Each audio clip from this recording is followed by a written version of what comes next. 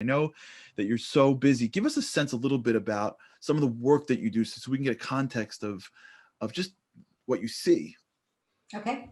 Charlie, I think, first of all, I spend all of my time working with, really large companies and their top leadership teams. It's what I do. I do that in a couple of capacities. I do that through executive coaching, working with these really top leaders. I work with their teams.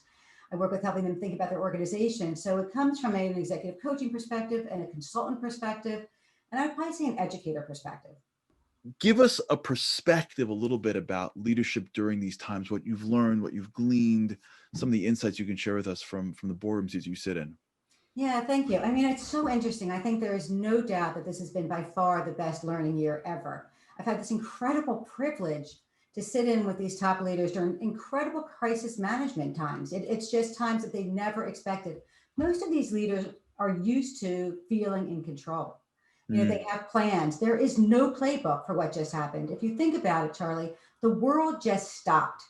Their yes. supply chains, tied up in China stopped. Their products couldn't come here. That stopped. Brick and mortar work stopped.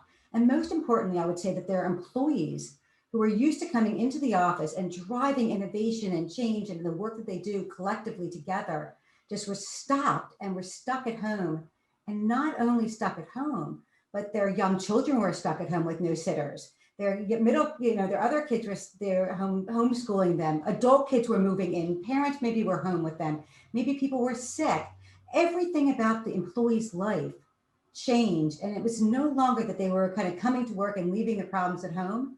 Leaders had to engage and think about people in a completely different way if they were going to drive forward their strategy. What distinguished between the leaders that made it and those that didn't? Like, what was it that gave some people the ability to drive this and some people not? So I think the people that really did well during this time allowed themselves to pause and really think about their people and really connect to them and really think about from an empathetic perspective, how do I engage people in a very different way? We're in a new year, new calendar year, and we're in a very interesting time too. The world is changing. It's unclear what's going to be, when it's going to come. And so, from your perspective, um, maybe you can share a couple of the top sort of insights or tips that you've seen work that we can take with us. I would think about resiliency. I would talk about empathy and gratitude and probably talk about relationships. And how I think about that is, first of all leaders fail at different times. And I would say during these particular times, I mean, things have been completely out of control, right? And they have to kind of navigate. Not only the world stopped, but there was a lot of social unrest. A lot of things happened that impacted organizations. And so I think when I think about resiliency, my father used to always say to me, Charlie, I'd come home, I'd say something really great happened. And he'd be like, Edana, anyone can do well when things are going well. The question is how do you do when things are not going so well? And Very that good. ability to Very good. really have your character tested and to really think about how do I bounce back? How do I dust myself off? How do I play when there is no playbook? And how do I engage others to do that effectively? I think has been a huge piece if I think about resiliency and how people as leaders need to do that differently and even better and learn quicker from their mistakes so they can be ready to go for the next thing. I think Interesting. probably the second piece would be around just empathy and gratitude. So I think, people are going through really hard times. I mean, it is unbelievable. You have people that are overwhelmed at home. You have people that are lonely at home if they don't have other people around them.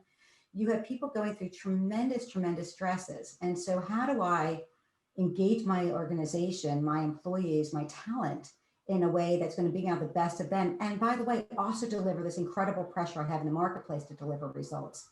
So I Mhm. think empathy and gratitude is probably my second area.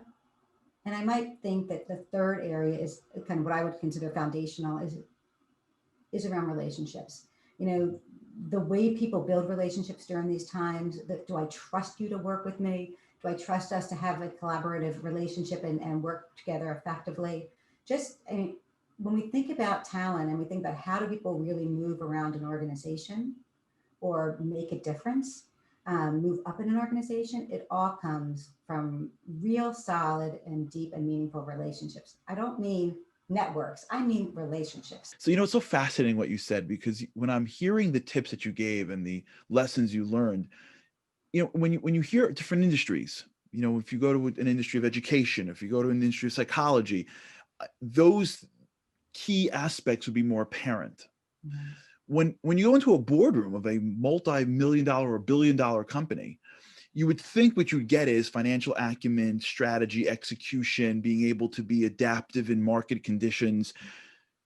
You wouldn't necessarily hear resilience, empathy, gratitude, and relationships. And yet you're driving it as sort of the insights you learned from leadership. And I just find it fascinating how much these core traits apply across the board.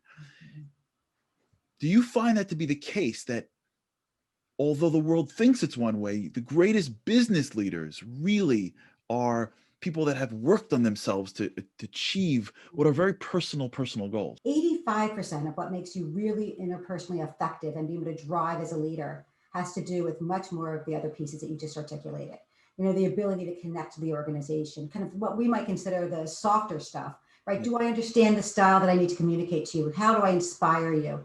And that really does come from a lot of the values, if you think about, that we talk about a lot on this show. Amazing. Amazing. Well, Edana, thank you so much for being here, and continue your leadership everywhere, both in the boardroom and in all the different things that you're involved in Project Inspire and the community and all the wonderful work that you're doing. And it's an honor to have you on and continue shining your light on this world. Charlie, it is such an honor to be here. First of all, with you, you've had such a huge impact on our life, as have, Project Inspire. And I'll also just tell you that the Shabbos show has been so important as we've kind of gone through our own journey and have really embraced doing Shabbos.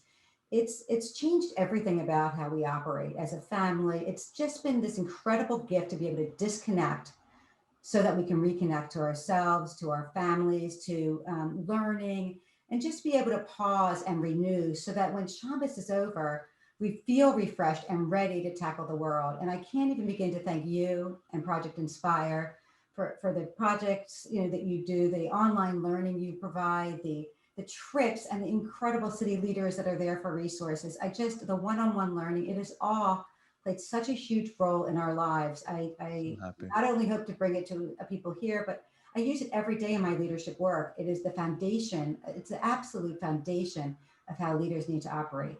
Amazing. Well, that's awesome. And I know it means so much that you're a part of us, and continue doing what you're doing. And we hope we get to see the show together live in Jerusalem soon. Amen. Thanks so much for watching. For more content, like and subscribe, and be sure to tune in live every Thursday at 8 p.m. Eastern at theshabbatshow.com or right here on YouTube.